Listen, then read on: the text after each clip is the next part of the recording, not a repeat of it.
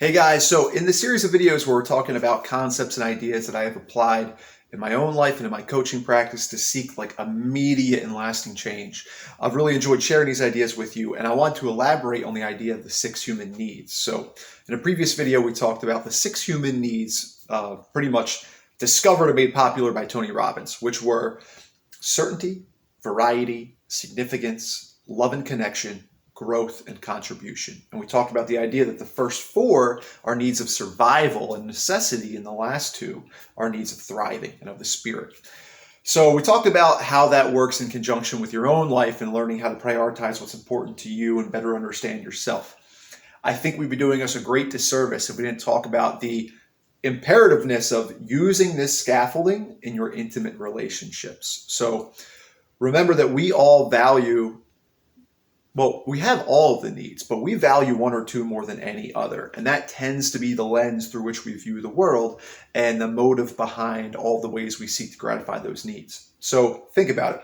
If you don't know your partner's top 1 or 2 needs, you are going to aimlessly meander around trying to gratify their needs and very often miss what's most important to them.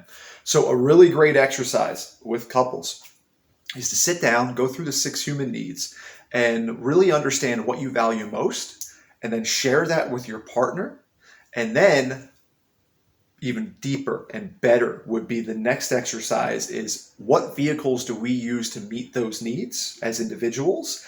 And then, and this is where it gets intimate and real, you sit down and say, how am I doing in meeting your needs? And you go through their top needs, but all 6.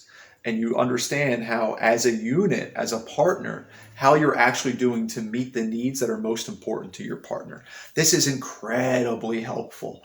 I mean, think about people who've been married for a long time. Like a very common pairing of needs is that a woman will also often feel the need for variety and significance.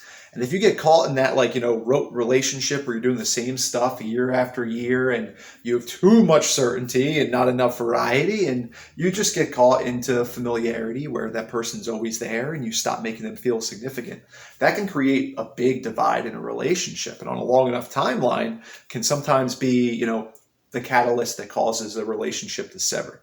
So something that, I recommend strongly to friends, in my own relationship, to clients, is that sit down with your partner once a week and just ask, how am I meeting your needs? And go through, how did you make me feel significant? How are you helping me feel growth and contribution? And if you do this, it ensures that you never get too far away from your partner. There never creates that big divide that builds over time that eventually becomes, irreconcilable. So I kind of view it as a metaphor of like a rubber band, right? As you stretch the rubber band, the ends grow farther and farther away from each other. And if that separation continues to grow, eventually the rubber band snaps. So what we do each week, because, our lives are hectic, we're working jobs, we're raising kids, so on and so forth. You will inevitably, if you're not really living according to your partner's needs and meeting them, the ends of the rubber band, you and your partner, will start to stretch apart. So each week when you meet and you sit down and you address each other's needs, you bring those ends back together. And if you do this constantly and you build in the practice in your relationship to do this once a week, you will never allow yourself to get too far where the rubber band breaks, where the marriage breaks.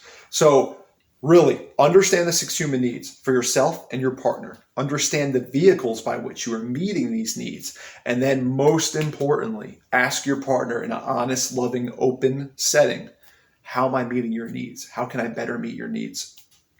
And if every couple did this on a regular basis, there would be infinitely less divorces and much more love in the world. So I encourage you to give it a shot, tend to your own 6 human needs, but tend to your partner's needs and be the vehicle by which they meet their needs. And if you do, they're yours forever, and you will have an incredibly lasting, meaningful relationship because of your conscious efforts. So I wish you well. I hope your needs are met, and I hope you meet the needs of your partner if you have one.